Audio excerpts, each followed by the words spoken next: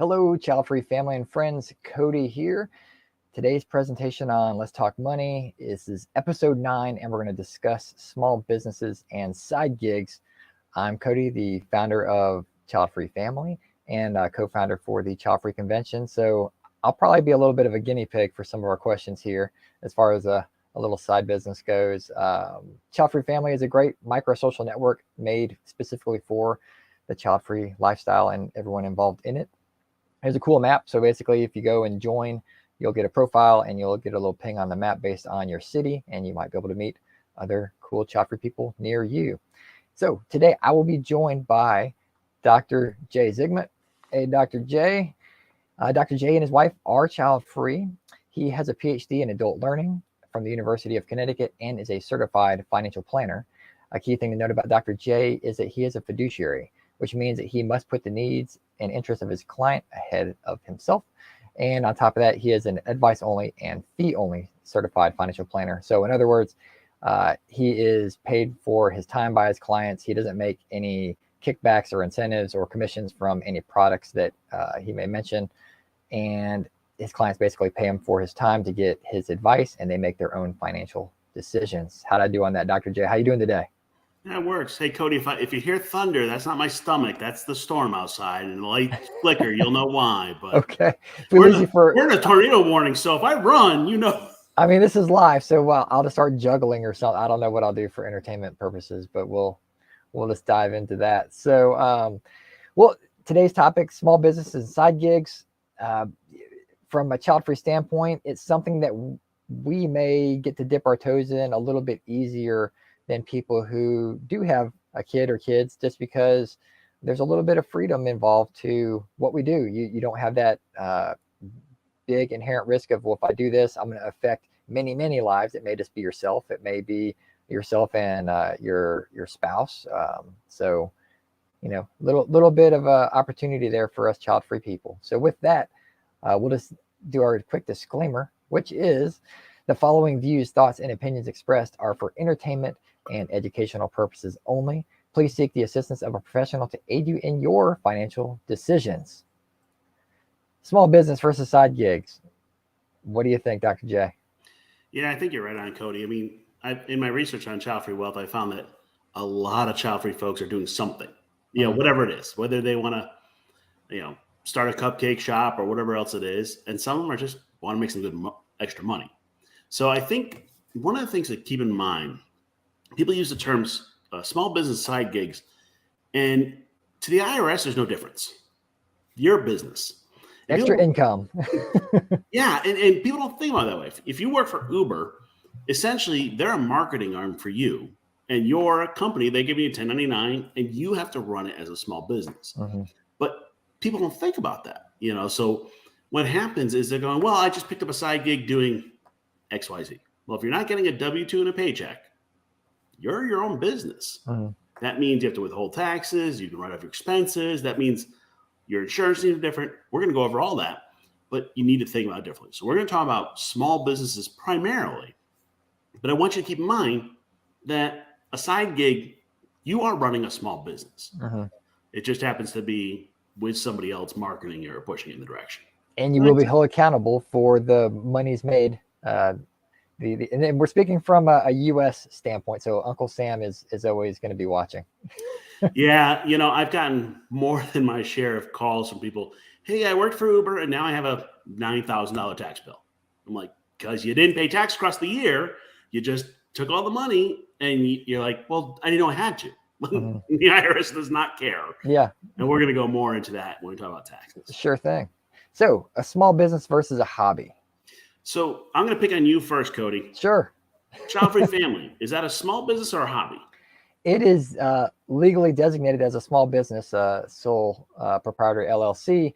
But I mean, I would say it's more of a passion project, kind of hobby-esque, whereas I'm putting money into it and I'm not expecting to really get any money out of it. So sorry, honey, my wife that's watching this, but that's basically what it boils down to. Is it's listed as an LLC, but I don't have it structured to be, where I'm expecting to make money out of it. I just want to do this for the child-free community. So in that sense.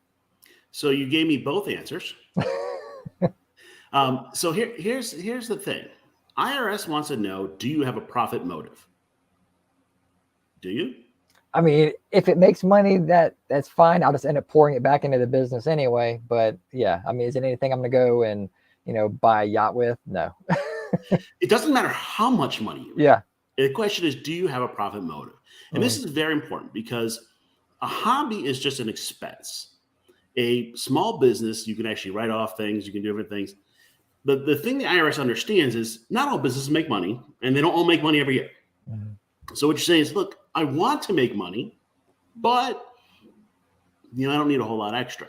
And I think the hard part is people start like mixing these two. And some people try to pull a fast one on IRS. Oh, my hobby is a business. So the example I used, and we'll share a blog post on this, but hey, I like boating. Boating's a hobby. If I decide to rent out my boat for charters, that's a small business. What happens is if I just have a boat, that's just we look at it as a boat-shaped hole you throw money into, in the water. That's what they say. Boat stands for bring out another 1,000. It's not a great financial, and I don't get to write off my taxes. If I do it as a business, first of all, I have to have a profit motive. Then also I have to have different insurance on my boat. I have to have a boat license. I have, captain's license. I have to have a whole bunch of security, safety things. It's a completely different thing. We see a lot of people trying to call their hobby a business. Another great classic one is horses. Do you have a horse to ride, or are you doing pony visits for parties? Those are business versus hobby. So I want you to think about that before you start. The question is this profit motive. The other one is, and this is just kind of a call out, the easiest way to turn a hobby into something you hate is to turn it into a business. So I see a lot of people. My wife has this one. She goes, she's a baker. That's what she does. She just makes these really cool cookies and stuff. And she's like, I can sell these. And I'm like, uh-huh. And then you'd hate them. Because the first time you go to sell it and somebody's like, look, you messed up or something, you start hating your hobby. I see people, well, I do great. Jewelry is another common one, other things, crafts. I'm going, great. If you turn it into a business, be ready to hate it. Because even if you have the best business in the world, you're not going to love it at all times. And if you put it on the internet, somebody's going to have a problem with it. What? Just gotta call it out, guaranteed. And now you put your pride and joy out there, and they're having their fun with it. People are stomping on it. Well, and like you're saying, turning it, into a business aspect. Once you start getting those orders in, now you have expectations, you have deadlines, your, free time starts to diminish, your weekends go away because you have to, hit your target, or you have to get this shipped out by a certain date to reach someone's birthday or anniversary as a gift that they're buying it for, or whatever it is. So yeah, I can totally see how it can get squashed out by switching over. Yeah. And I think that, so I could have a hobby of woodworking, and I could sell a piece here or there just for the fun of it and not have a business. That's just kind of like, I sold one to my neighbor for $50. He liked it. That's fine. To the IRS, as soon as you go on that business side, you have to treat it like a business. And that means filing on your taxes, usually on a Schedule C. You start talking about organizations, start talking about insurance, all that. You have to make that choice. And I bring up this hobby versus business because you can't pick both, although Cody tried. Trying is a balancing act. You have to pick one because it changes the purpose. It also changes reporting and the structure and everything else. I can actually have a hobby that's an LLC. Maybe I share a horse with somebody. That structure just helps me share it. That's not a business. That's, we both ride the horse and we share. We don't want to spend a whole lot of money on the horse. By the way, horses are probably just as expensive as boats in many cases. So that's why I use expensive hobbies to start. Does that make sense, Cody? It does. So, in following your dreams, identifying the right business, what are some suggestions you might give for the right steps to do that? Yeah. So a lot of people start off with, I want to run a business. And the question I want to be a boss, #boss, life, whatever. Yeah. Yep. I want to be my own boss. Cool. Then the question becomes, of what? And it goes downhill pretty quick because what either happens is people just try a whole bunch of things, see what sticks, or they go on the internet and start spending their time way too much, either in classes or books and things. I don't know if you've seen them, Cody, but the courses, these are 7 can't miss businesses that you can start tomorrow. Have you seen those? Oh, I've seen, a lot of them. Yeah, and what happens is you can get yourself in a little bit of trouble because you don't know where you're getting into and all that. Let's start with the courses. So Cody and I have both over time bought and sold things. And there's a common one right now, you'll see, how to do retail arbitrage on Amazon and eBay. Really popular. Essentially, here's how it works. You go to Sam's Club, you buy something, you put it online, you ship it out to the person. At a profit, hopefully. Hopefully. Used to actually work. There was somebody that did a great job of this before IKEA shipped. They actually used to ship out lamps, and they made a lot of money at it. Now everybody knows it's there. They say, well, you can have an app, you can take your phone, you just scan, everybody knows that. So that business itself is run out. The other part of it is Amazon and eBay have rules against some of that. Amazon's gotten very strict on it. And now they want to know your source of your items, all that. So now you've spent a whole lot of money to learn how to do a business that is obsolete. Yeah. Yeah. Here's the thing. The people who make the courses and the books are making the money off the courses and the books. Oh, yeah. Well, I mean, if anyone listens to the radio in their car anymore, every now and then you'll get that ad on the radio where it says, coming to Savannah, Georgia. Like, let's insert a city name into whatever they're trying to sell in your town to come to their courses and learn about whatever it is. Yep. I mean, I'm not saying they never work, but I want to pick an idea that they're not advertising. Like, if they're advertising it, probably played out. The other thing is you'll get selection bias. So, hey, people, I want to be an influencer. That's a lot of work. And the amount of people that make success and make money doing influencer work, it's nobody. It's essentially the same that are making money at, in Hollywood or NBA or whatever else. It's a very limited audience, but it's very popular because it looks easy. I can get my ring light and set up and, I'm an influencer 10 minutes later.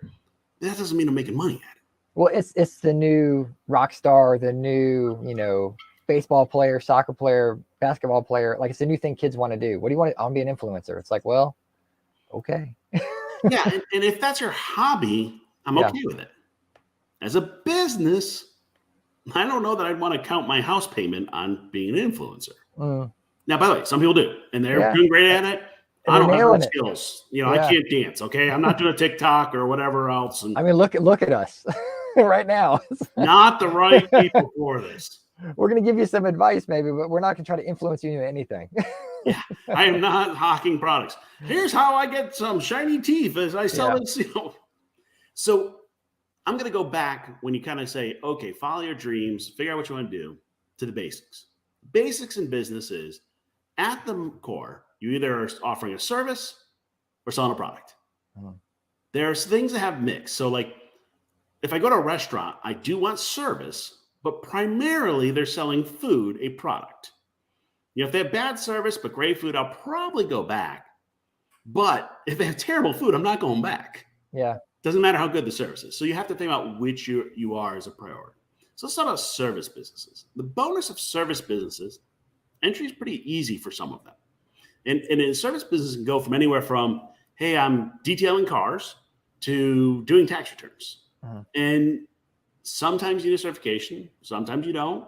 Sometimes you need special training, sometimes you don't. But the bonus of a service business is you can scale it up over time.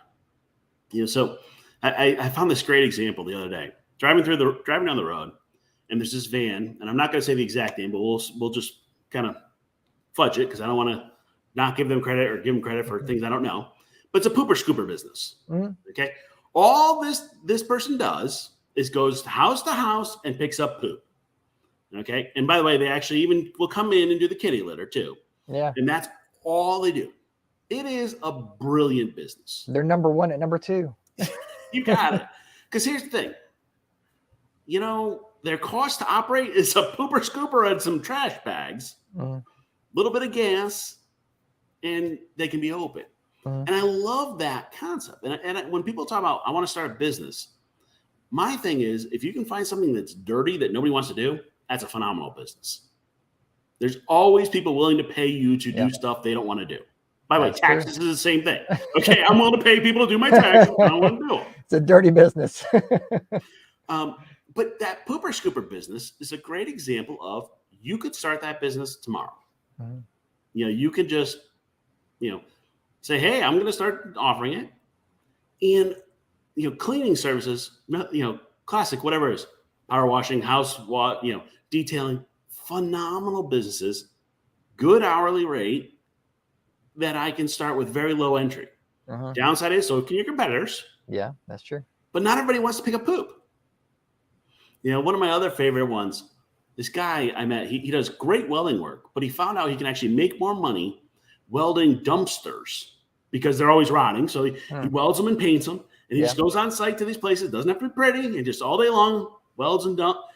And he's making more money than you and I combined, Cody, just welding dumpsters all day long. It's because other people are like, oh, I want to do this pretty work. I want to do this. Yeah. A good business makes money. Well, It's not necessarily sexy. In just the last episode, we were talking about student debt in college and all that. I mean, learn how to weld. There's good money in that.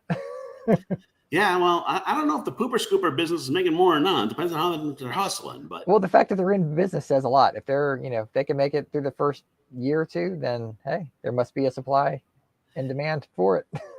Yeah, so I want you to think about, can I do a service? And services, by the way, what I always say best, what skills do you have? So I've been working with people lately who, and this is kind of that crossroad between side gig and small business. Very popular right now to teach English as a second language. Yep, I've heard a lot of people that. And there's a lot of services you can do it with and different things, and you can do it via Zoom from wherever you are, and you can be set up to do that tomorrow. Whatever service you can do that other people don't want to do. I want you to challenge yourself to find something you enjoy. Now, if you enjoy picking up poop, that's your thing. But really what that person enjoys money and being outside. Mm-hmm. Then you can figure out the market that goes with it. And by the way, keep in mind, people are like, well, I want to create an app. Well, that could be a service or a product. So if I go back to my tax filing, I could actually do taxes for people, or I can make an app that does it for people. By the way, that market's pretty well saturated, but I'm just using an example. And both of those are service business that I can work through. Does that make sense, Cody? It does. Yeah, it makes perfect sense. So is Childfree Family a service or a product? It would be it's a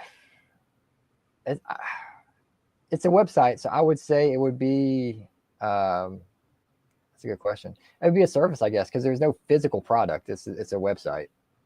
Unless I'm buying shirts, I don't know the products. Yeah.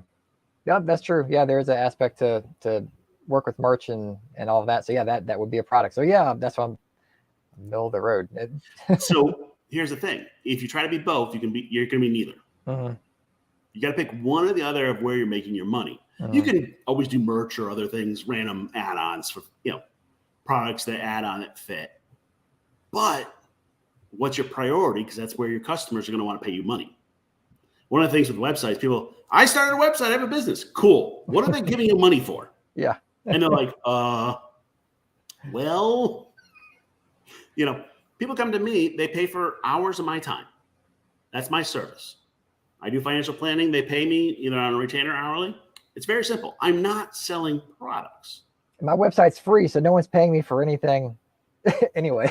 Well, that goes back to the hobby or small business. I know. And I discussed that too. It's like, it's something that I told my wife, it's just an itch I had to scratch. I had to try it. I had to do it. And so here it is. Right. So let's say you keep going on the social network side, which is really what you're talking about with the map and all that. Mm-hmm. The service there, the way you make money is actually by selling ads to people that want to get to your customers. If you ever wonder why Facebook's free, it's because you're the customer. Oh yeah, they're selling it. You are the product for Facebook. You're the product, right? There's service, but they're selling ads. That's a service again with the targeting in the case of social media. Uh-huh. The other side is a product. So we get a lot of people now that like Etsy shops are very popular. Although there's some issues right now with Etsy and some of the fees they serve. But hey, I make, I do woodworking, I do custom whatever, selling on Etsy, very popular, eBay, Amazon, all those businesses. You're doing a product. Here's the thing on the products.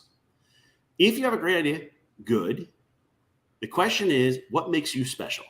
And I know that's a little harsh, but why is somebody, if you're going to be on an internet business, why is somebody going to go to you over the other 1,000 shops? And that's part of it with the service versus the product of Childfree Family, is that, essentially if the website can essentially get paid for through, selling merchandise, that's great. And so that's why I added a shop. It was kind of an afterthought once I had the website up. It's like, well, someone might want to buy Childfree merchandise, because there was only really one other place that was doing that at the time. And so it was #NoKids, Lucas Cheney. So I actually reached out to Lucas and said, hey, let's combine forces here. I've got a shop, you've got a shop. Let's just create something. And we came up with Buy Childfree, Buy Childfree, BUY Childfree, BY Childfree. And so from there, we took all of our designs, we put them in one place. And then we also have gone and had people come to us from other brands to list their merchandise on it as well. And so, yeah, like what makes our site special is that everyone behind the scenes of our merchandise is a Childfree person or an entity, versus a random Amazon or Etsy shop that has just some kind of catchy Childfree phrase on it. They might not care about the lifestyle. They might not be even a part of the lifestyle. So that's kind of our little edge. And so I guess with that, it kind of dives into the power of a niche. We're gonna come back to that in one second. I'm gonna finish with the products, but let me pick into yours a little bit, Cody. So what you're really talking about is you have a social component that is driving people to your product. Now, I'm very interested. I don't know the answer to this. I'm very Hopefully I do. No, you might not either. I'm very interested to see if people still vote with their money, which is buying stuff, for social causes once inflation is really high. When they have less money in their pocket, do they still go to social causes and spend their money? What do you think, Cody? It just really depends. I mean, it goes into like eco products, eco-friendly, green friendly, if it's truly green friendly or not, depending on how it's made. But is it worth more to buy that item if it is from recycled products versus just run-of-the-mill plastic or cardboard, first time out of the gate? So those always cost more. So the green side of things will definitely show if that does happen. Yeah, I'm all for doing things for causes. And by the way, we can talk about whether it's a business now or a nonprofit. And there are some combos, weird structures, but you need to think about what your primary purpose is. And that's where people get lost. But let's finish here on the products. So, okay, great. So you sell t-shirts, you sell merch, great. Well, the bottom line is you got to sell a lot of merch to make money. You do. So for anyone out there like, oh, I can make Childfree t-shirts, you can. The margin is like that. Like you have to sell a lot of shirts and gear. Yeah. So here's the fun one of businesses. The way I look at a business, I argue you should apply what I call the McDonald's test. And here's how this works. If you could make more money working at McDonald's than doing that, you probably should go work at McDonald's. Now, Cody, I don't know what your area, but our area, McDonald's is like $12-13 an hour.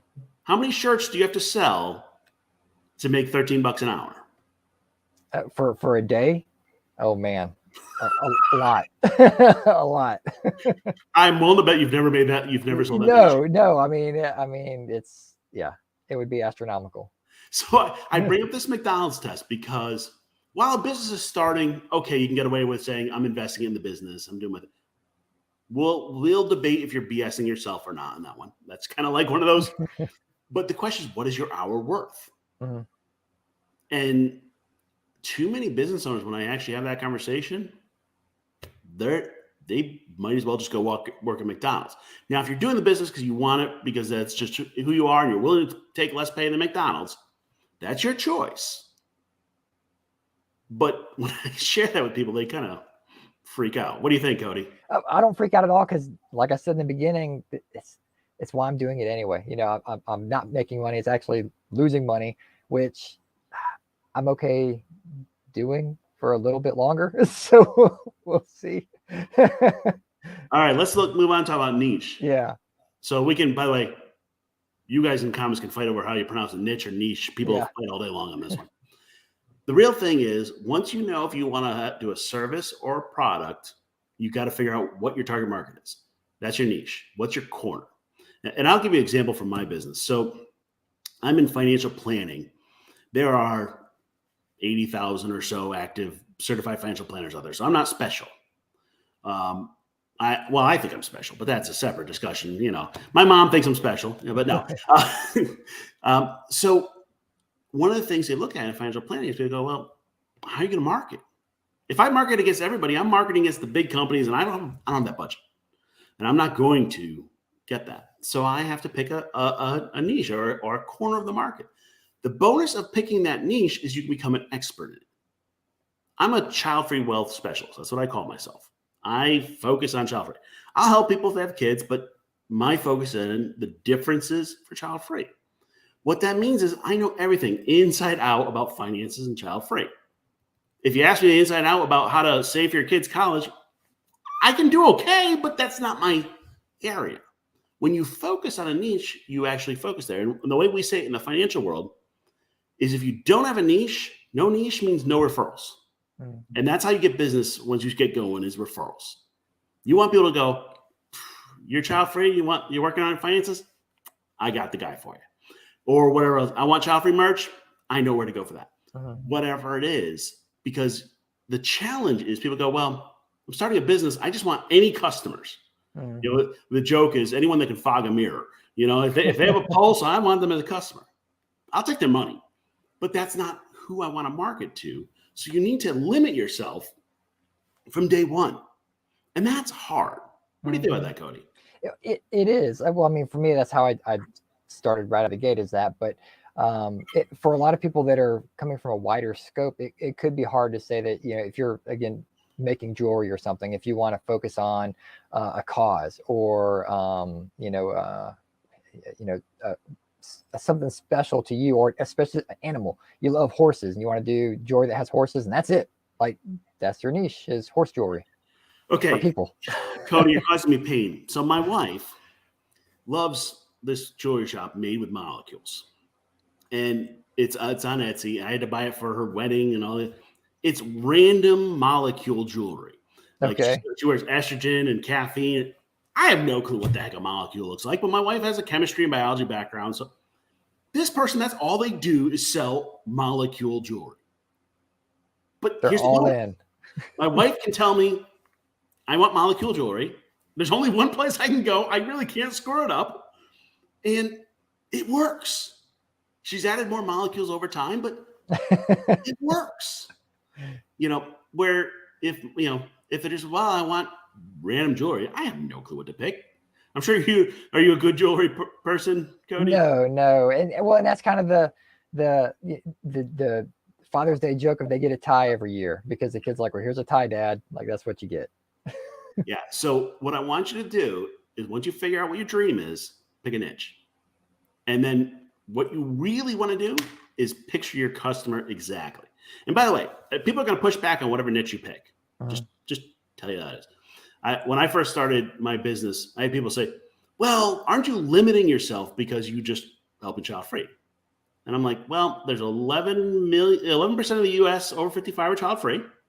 That works into 30 some odd million people. I can only handle max 100 people. I don't need that many customers. Yeah. So yes, you do limit yourself, but you get the right customers. And by the way, if you pick a niche and you pick the right one and it matches you, you get the customers you want to work with. That's true. So let's keep going. Let's talk about actually how we fund this business and start it. So we've got debt versus cash. So Cody, did you take out a loan for Childfree Family? Did not. Your wife would have killed you. It goes against the old adages, use someone else's money. Like, you go to the bank, you use their money versus your money. But so, all right, this is one of my soapbox, so I apologize. I'm a no debt person by nature. That's kind of how I'm with you. Planning. Every one of those courses and books is like, Well, here's how you leverage 10x. Leverage debt. Oh, yeah. Oh, okay. Here's the thing on debt. When you start a business, you're going to have to sign for it personally. Once your business is up and running, it might be able to have its own debt if it has collateral, a few other things. But you're a new business. You kind of need 3-5 years before anyone will actually give you a loan. So what that means is if your business goes under, which by the way they do, you now have debt from that business. A common one I see this a lot is restaurants. You need a bunch of equipment. I take out $30,000 in loans. And if you haven't been in the restaurant business, they come and go all the time. My favorite restaurants even disappear randomly. That's what I was about to say. It's like, we just think of your favorite restaurant and is it still around? And then we get COVID when they're all shut down and, So my rule is only grow at the speed of cash. You need to have enough money to start the business. And if you're going to just jump to the business, you need to have enough money for your personal expenses, house. Now, bonus, child-free couples, often we can do the gardener and the rose approach where somebody takes a lead, somebody supports, works great, but your spouse has to be okay with you spending money in the business. And you need to have a limit. I'm going to invest $20,000, $5,000, $500. I don't care what. And then once I start making money, I can invest back into the business. That's what you're talking about with Childfree Family. But I need to know what's going to come out of my pocket. Now, the other one, people goes, you can get an investor. Well, here's the thing. Really what you're saying is, I don't have the money to do this, or I don't believe in my idea enough to invest my own money. Let me have somebody else do it. The downside is you now have a partner. You have somebody that you have to answer to. And if you just started the business because you didn't want to have a boss. Now you got one. The old school is, he who pays the piper calls the tune, or the one who has the gold makes the rules. That's just kind of how it works. So you want to be thinking about that. Now, I did include in the blog post, the Small Business Administration might have some opportunities for grants. Now, grants are not loans. That's here, start something. If you are a minority, person of color, or specific businesses, there are grants. They're very limited and they're hard to get. But you might get lucky, or your community might have one. I've seen some things recently where people are trying to restart communities, where like the manufacturing left and they're trying to do tech or whatever else. They might give you a space or, whatever it is. There are those opportunities, but that's not taking a loan. The other one, and this is the most scary one, don't put your business on a credit card. Yeah. The average credit card is about 16% interest and going up over the next year. And now you're on the hook for all that debt. Yeah. And you have an interest payment to go with it. What do you think about that, Cody? Yeah. Well, if you're someone out there thinking of starting a business and you've got your business plan, work on a business plan first off. If you've got your business plan, see if your city has SBAC, a Small Business Assistance Corporation. And that's basically a bunch of retired folks that used to run businesses in some degree, and they're willing to help you start your business. And in my area, they actually have like a contest, kind of like the show Shark Tank. You go and you pitch your idea in front of judges, and then they give out like a $10,000 grant. So again, as you said, grant, that's your money to put into your business for inventory or supplies or whatever it might be. And yeah, so look in your area for a SBAC. Yeah, the other thing on the Shark Tank, a lot of people love that show. My wife does. I gotta love hate with it, and part of that. Who's your favorite shark? Usually Damon, but it depends. It depends on the week. I'm a Mr. Wonderful guy. I love Mr. Wonderful because he tells it like it is. Yeah, and he always wants to take it out back and shoot it. That's his favorite. But as with Shark Tank, you never know which shark you're going to get, and you never know if they're going to be part of your business or not. If they're going to actually put time and effort in. That's true with any investor.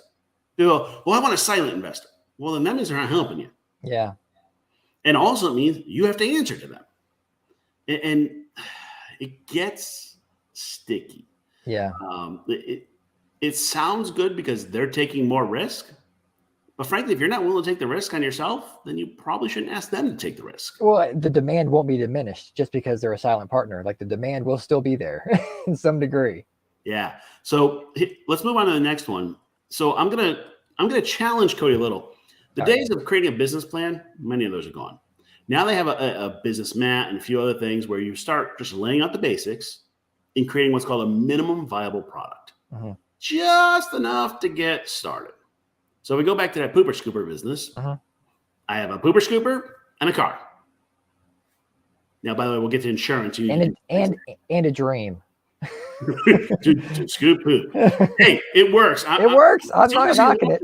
And do scoop and poop in their area and make $1 million, and we're going to laugh because we've got those in our town, and they've been around for years. So there's definitely money there. Yeah, there's some chains now, chain pooper scoopers. But you want a minimum viable product, and here's the thing: you want to just get it out there. It's not going to be perfect. Here's what happens with business owners. We've now taken our love, our joy, our dreams, our goals, and put it into something. And eventually you have to actually like give it to customers and go, what do you think? By the way, that's hard. Okay. There's no other way around it. You're like, oh, so I'll give you my example. I personally struggle with my website. It's an ongoing struggle.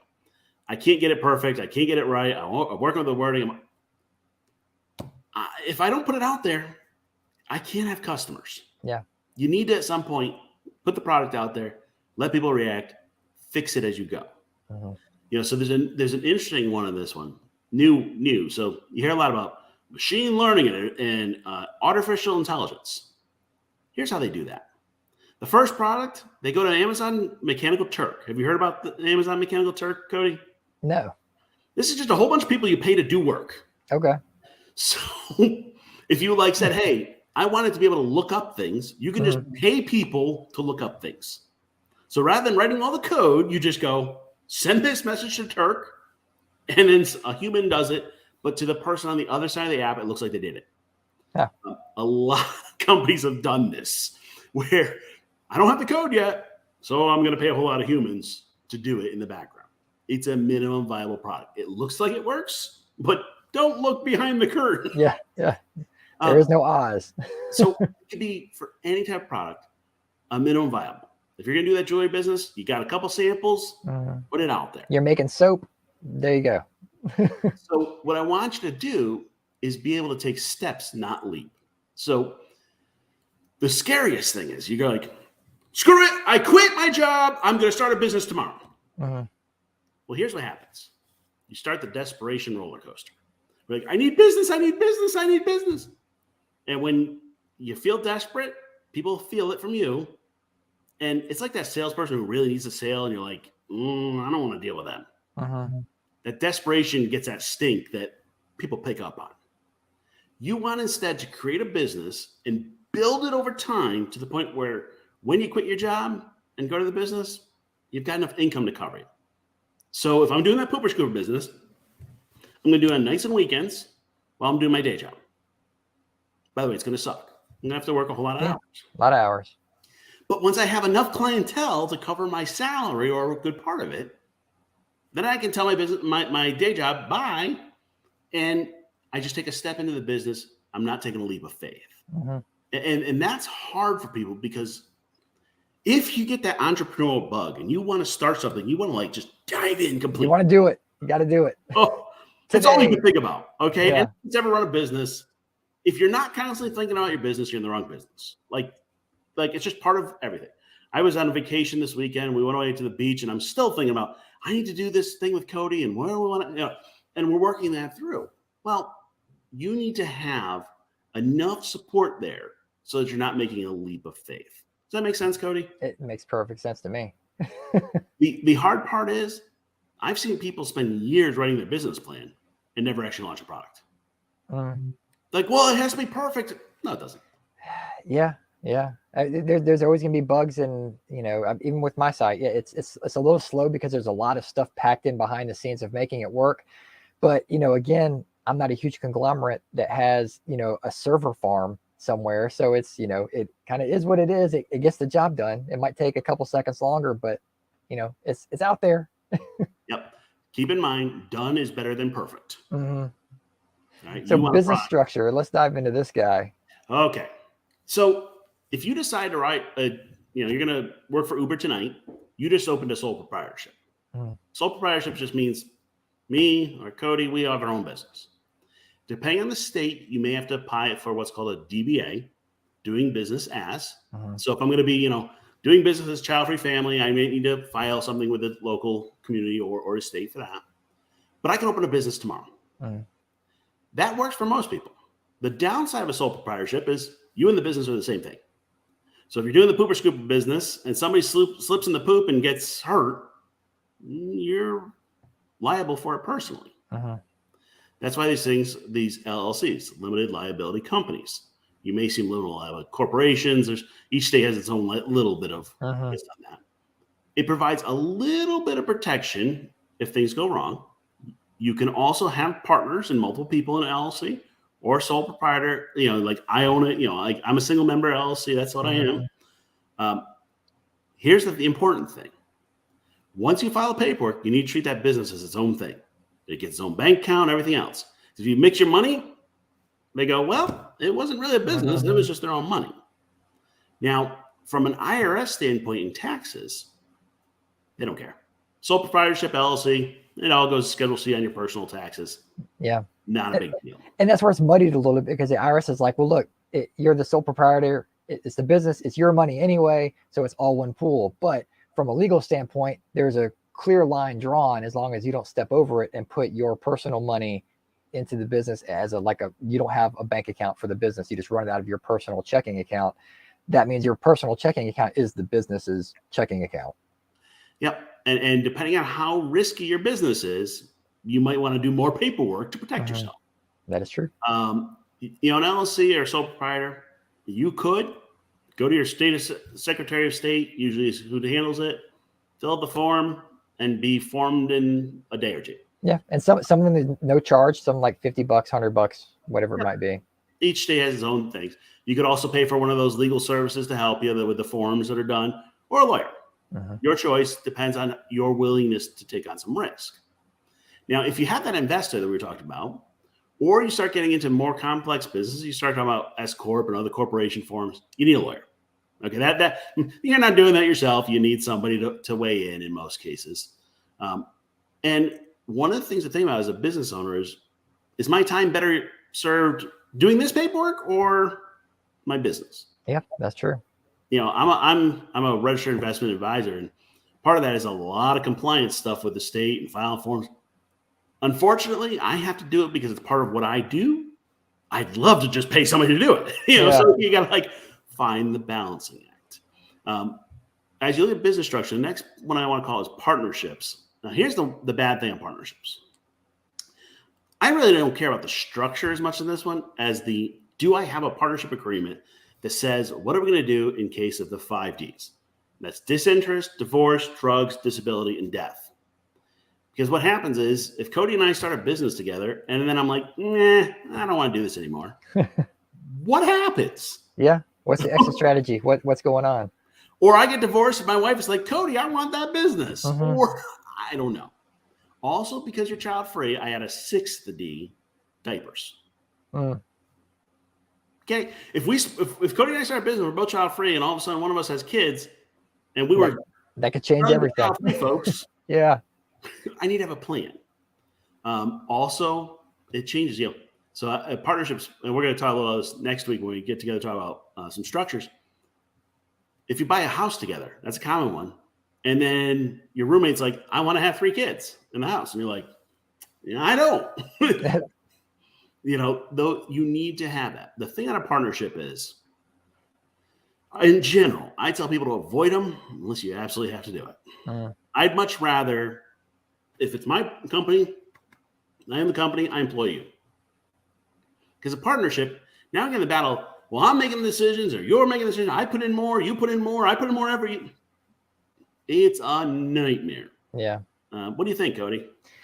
I mean, what you're saying rings true. Like you can just search the internet, or you'll eventually hear about it. Just go to Reddit and probably type in disaster business partnerships, and it'll probably pull up all kinds of stuff, and you'll get all kinds of stories. But for lack of a better term, know who you're getting in bed with if you're going to go into business. The way they say it is, there's only one ship that doesn't sail, and that's a partnership. So let's keep moving. All right. So, Licenses and insurance. all right. Depending on what product or service you're selling or whatever it is, you need to figure out what requirements you have to match. So while you're at the Secretary of State filing for your LLC, ask them, do I need a business license? Do I need, so I'm a financial planner. I have to do a lot of things to get registered and work this through. There's a lot of work on that. If you're doing the pooper scoop business, maybe not. If you're running a website, who knows? One of the other ones on that is zoning. So I used to live in Connecticut. You had to get a permit for any home business. So even if you ran a website, so I sold on Amazon, eBay, you had to have a permit to do that. And I'm like, I have no customers coming. They're like, you still need the permit and they need to take taxes. And I swear that's just a scam. But now I'm here in Mississippi. Like whatever. Run your business. Yeah, they'll send you literally a paper business license. Like, this must be displayed at all times. And you're like looking around like, well, it's my house. Like, no one comes here. So. But that brings up the second part, which is insurance. Okay, so a lot of people don't think about this. But a great example is if I use my car for the business, I need different insurance.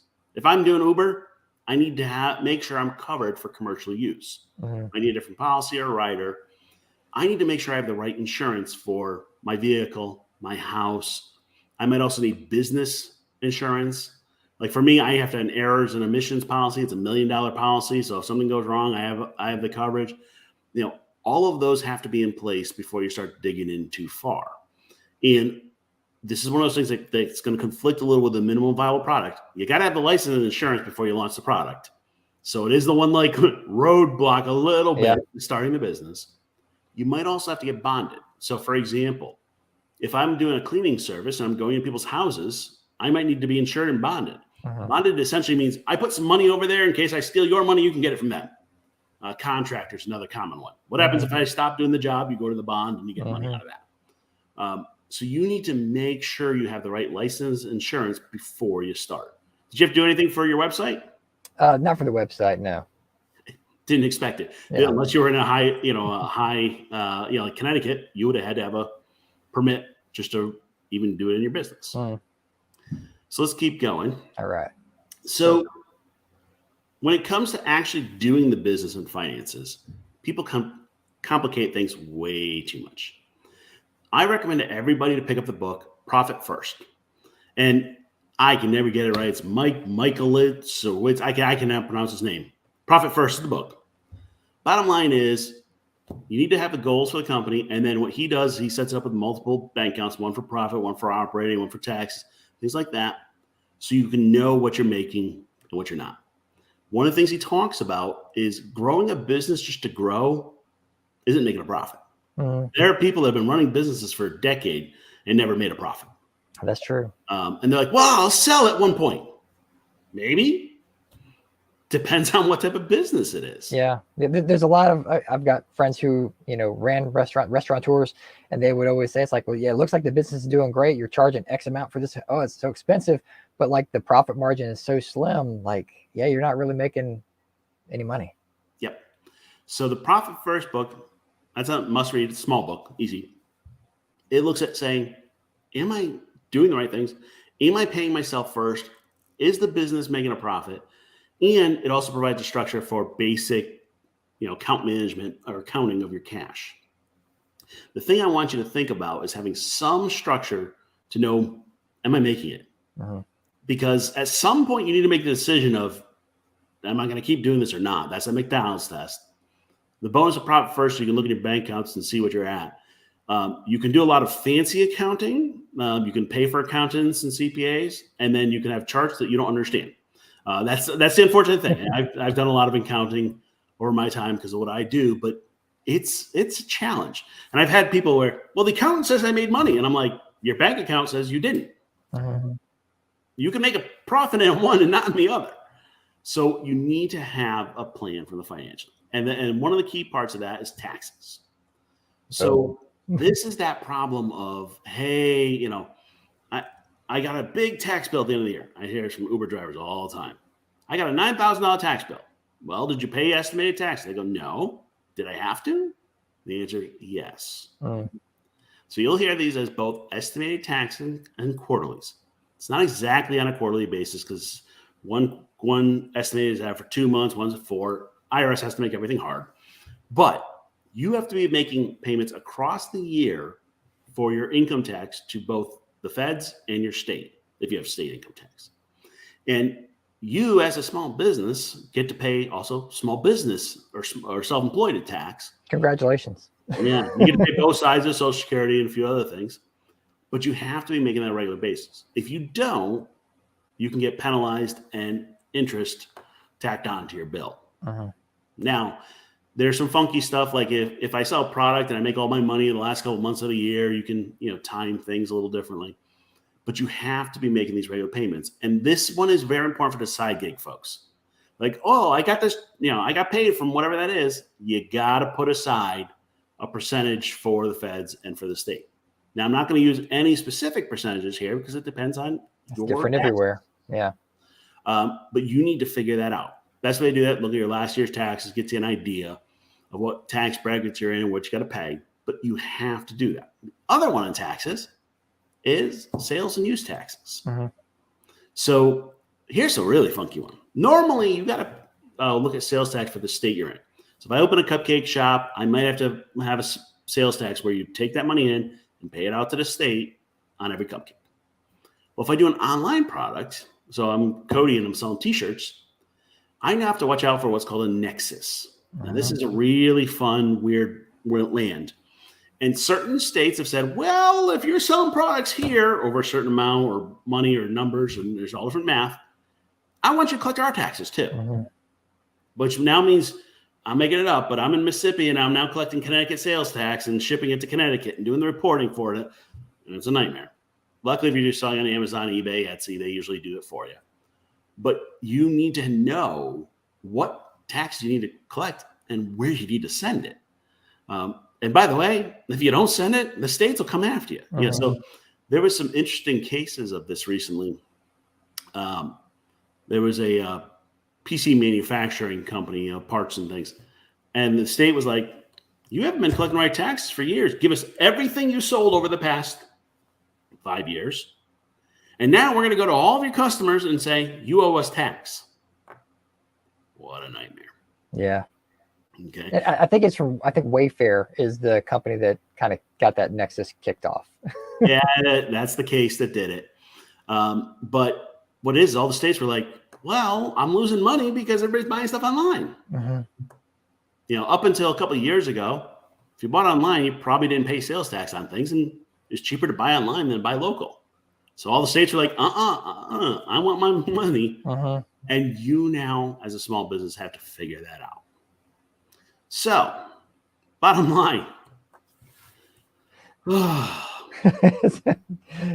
So should you do it? So here's the thing. Some people, running a business is not for everybody. If you wake up in the morning, you have ideas, you want to do something, you have a dream, you have that passion, go for it. Set yourself some boundaries of what you're willing to put into it, what chances you're willing to take, what you're not, and then try it. Set up. I'm making it up. If you want to say, hey, I want to put $1,000 into this business idea because I have to get my licenses and all that, and try it for a year while doing my day job, you got nothing to lose. Yeah. If you're on the other side going, I'm going to open this restaurant, it's going to be $100,000 to open it, and I got equipment. No. We need a better plan for this. What I do encourage people is, Cody had already talked about one example, find mentors, find local people that can tell you, I've been there, I've done that. It's been a mistake. I hate to say it, but we often joke, find somebody with some gray hair, because that's what happened is they ran a business and they lost it or whatever else. You want some help. I do work with small businesses frequently on the financial side. What I find is that people often have a dream. They're great at their craft, whatever it is. They're great at welding. Great. But that doesn't mean they're great at running a business. Those are two different sets of skills. So you need to make sure you do that before you give it a shot. What do you think, Cody? I mean, nail on the head. It's one of those things to have the passion and the even the know-how to do something. If you have the knowledge to make something, a product or whatever it is, just be sure you know what you're getting into. Set the guidelines and have an exit strategy from the moment you have your startup. You need to know what's going to happen down the road. If you don't achieve goals in X amount of months or years, what are you going to do next? Or if it becomes a wild success, what are you going to do next? I think sometimes wild success is harder to deal with than failure. But no. I mean, and the other part is you have to be willing to learn. Yeah. I mean, this is quite a wild ride, and you'll learn things that you never thought you'd dive into. And next thing you know, you're trying to figure out, you're working on welding services, but trying to figure out how to do social media marketing for it. It's like, it doesn't make sense, but it does somewhere. It all comes together somehow. Well, we're looking for next week. We're going to have our episode 10. We're going to have impact of financial decisions for singles, couples, and groups. So we're going to be talking about that. But if there's anything that you folks out in the audience want us to discuss, put in the comments, give us an idea, child-free finances, what's something that, you would like us to discuss, and always feel free to join in on that and just add it in the comments, and we'll hopefully be able to get to that. Dr. J, is there anything that you want to talk about or plug? Yeah. If you're looking to start a business and you need a financial planner, childfreewealth.com. I also do personal financial planning. Interestingly enough, when I work with people with small businesses, personal and business finances I don't know, just all becoming one mush. So we have to make sure we have a plan for both as we work that through. If you go to childfreewealth.com, you can learn a bit more. And also I do offer a no-cost introductory meeting. So if you just want to, bounce ideas around and see if that makes sense, it works. There you go. Well, thank you, Dr. J, for your time. Thanks to everybody for watching. This will be archived for the future. So if you're watching this after now, it's archived, and we always do this live, and it's always fun to join in. So any comments, questions in the future, feel free to reach out. Dr. J, thank you for your time, and everybody, we'll see you later. Thanks.